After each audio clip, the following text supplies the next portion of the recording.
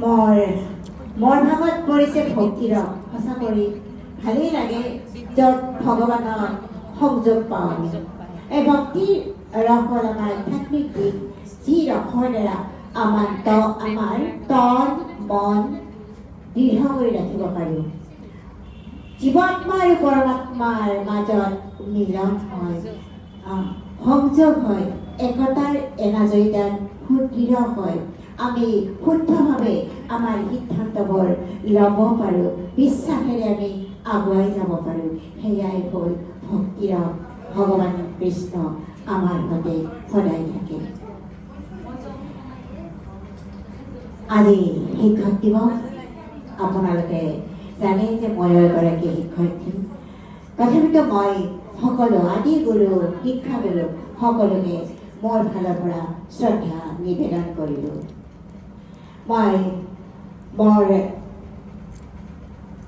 এভাগ নামেৰে ভক্তিৰসৰ নিজৰাই উল্লাসৰ চোতালত বোৱাই দিম বুলি ভাবিছোঁ।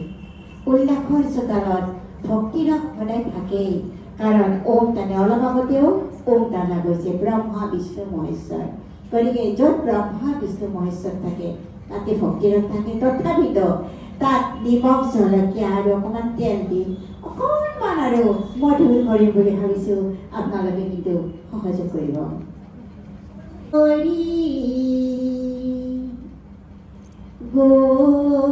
গোবিন্দ নাৰায়ণ ৰাম কে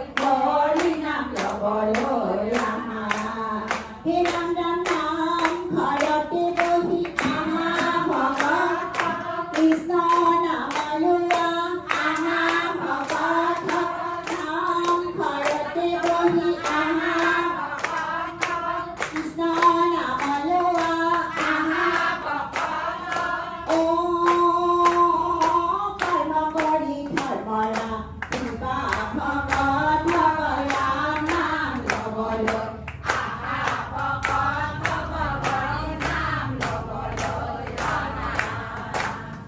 হৰি নাম ল'বলৈ আহা হৰি নাম ল'বলৈ আহা কৃষ্ণ বিনে গতি নাই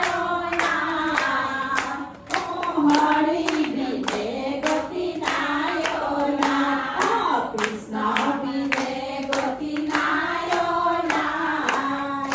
হৰি বিনে গতি নাই ময়তি মূঢ়মতি কৃষ্ণ ময়তি